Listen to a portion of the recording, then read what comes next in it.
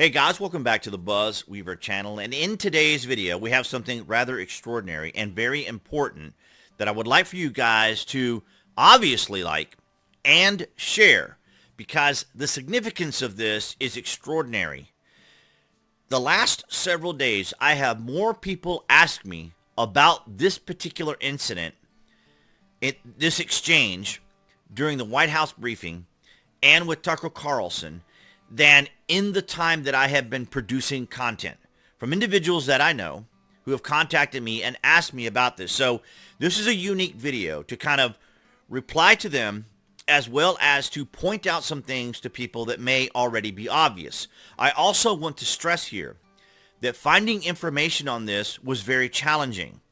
And normally I keep things in my own personal archive so that I can share them with people. And so today, as I'm looking for this additional information, it was difficult to find. But I'm going to give you some information and some sources that we can use. Now, I want to scroll down to a certain section from last Wednesday's briefing by Karine Jean-Pierre. It would have been March the 8th. And I'm going to read this in context so that you'll have context. And so, as it relates to the Tucker Carlson question, we agree with Fox Nation's own attorney and executives who have repeatedly stressed in multiple courts of law that Tucker Carlson is not credible when it comes to this issue. In particular, the issue they are referring to is January 6th. We recently had the Speaker of the House release over 20,000 hours of video that was not reviewed by the January 6th committee, or I should say more specifically, ignored by the January 6th committee. And we have NPR back in September of 2020. They had the following: "You literally can't believe the facts Tucker Carlson tells you." Now, I know you guys are astute, and I know you guys are clever, but ladies and gentlemen, you literally can't believe the facts? Is it because Tucker Carlson said the facts? Or is it because you just don't want to accept the facts of what Tucker Carlson says? Because the facts don't change.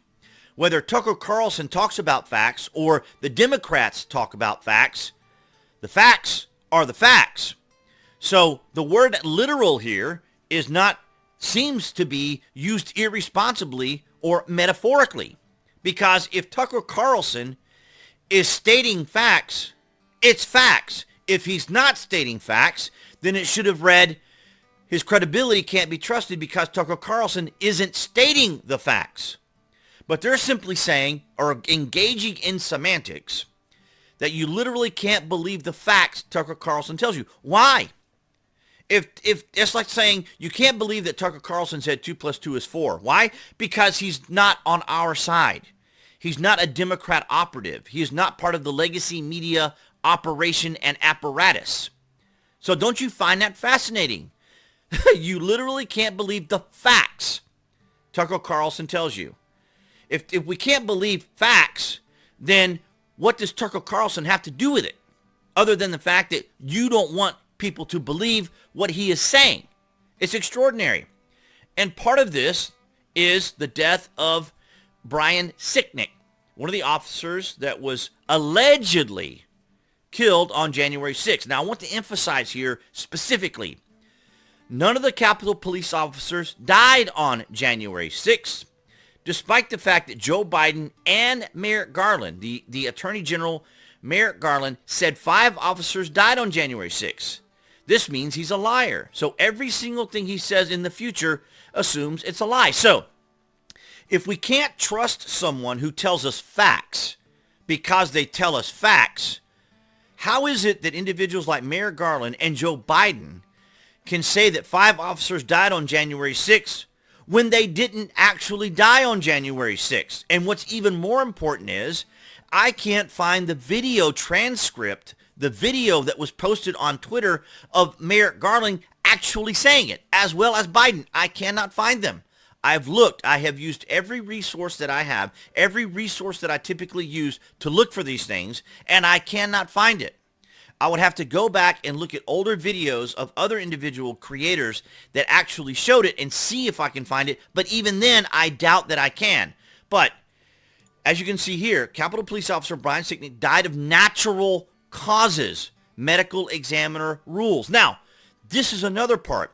Finding these medical examiner rules and medical examiner coroner reports was equally as difficult to find. But Brian Stickney did not die during the course of the January 6th insurrection. He died of natural causes the day after the attack. The day after, okay? So, the day after. So Garland said 5 officers died on January 6th. No, they didn't. None of them died, okay? And we're going to get into that here in just a moment. Because I looked through my archives, and at least I was able to find this one, and I may even have to put it in the archive in case this disappears. But from Fox News 23 News, D.C. medical examiner confirms causes of death of 4 who died in January 6th. Now, you see how interesting this is? It went from 6 to 4, or I'm sorry, from 5 to 4, okay? Yet it doesn't matter because only one person died on January 6th. Only one of them died. Right here. The only person who died on January 6th was Ashley Babbitt, 35. Died from a gunshot wound to her left shoulder. And then you have Roseanne Boylan, 34, died of an acute amphetamine intoxication. So she died from amphetamine overdose. And then you have Kevin Greason, 55, died of hypertensive arteriosclerotic cardiovascular disease. Benjamin Phillips, 50, died of hypertensive atherosclerotic cardiovascular disease. Ladies and gentlemen, these people didn't die on January 6th. Babbitt, a U.S. Air Force veteran from South Carolina, was shot and killed by a Capitol Police officer while she climbed through a broken window on a door leading to the Speaker's lobby, the New York Times responded. And yet, Tucker Carlson was demonstrating in his videos. For example, when it came to Jacob Chansley, the shaman, or everyone knows as the January 6th insurrection shaman, showed that he was being led around the Capitol by Capitol Police. Not to mention individuals who have won their cases who were charged with crimes there, saying the police had let them in and the judge dropped this particular person's case because the video showed he was let into the Capitol. So why is this such a sticking point for everyone? Why is this so incredibly difficult for everyone? Well, I was speaking to a friend of mine the other day and about this in particular, who contacted me about this, and he mentioned to me, did you not find it interesting that after Tucker's show on Monday and Tuesday, we never heard anything else about the video again, or aspects of it, or shown video of it again? This is because Tucker Carlson, on his own, went through some of the data, went through some of the video, and just demonstrated that the January 6th committee was absolutely either incompetent or intentionally left out video that would have exonerated Jacob, as well as many of the people there, the doting grandmother who just wandered in and was looking around. So you got a grandmother in prison for having been there who was just doting around. And there was plenty of doting people that went in there into the Capitol that day that were arrested. And some are still being held now, and of course they're being held under the Patriot Act, so they're not even allowed the right to habeas corpus, which means that the individuals are allowed the right to see a judge immediately concerning their case. And so what has happened here, ladies and gentlemen, as well as what we've seen with Twitter, with the Twitter files, is that the government, the mainstream media, departments and agencies within government are being exposed for their misinformation and their disinformation. And that can't happen because government can never be seen as incompetent, incapable, and not having solutions or answers to maintain control. It's about maintaining control. You can go all the way back to the pandemic. Why were they so concerned? They wanted to maintain control so there would not be a rush to the stores, so there would not be panic buying. It was all a matter of control. And so here you have Tucker Carlson, who exposed these individuals by simply showing video that confirms what others have said outside of the January 6th committee and the Department of Justice under Merrick Garland that has been weaponized, what actually happened. And you simply cannot go up against the establishment machine. They will shut you down.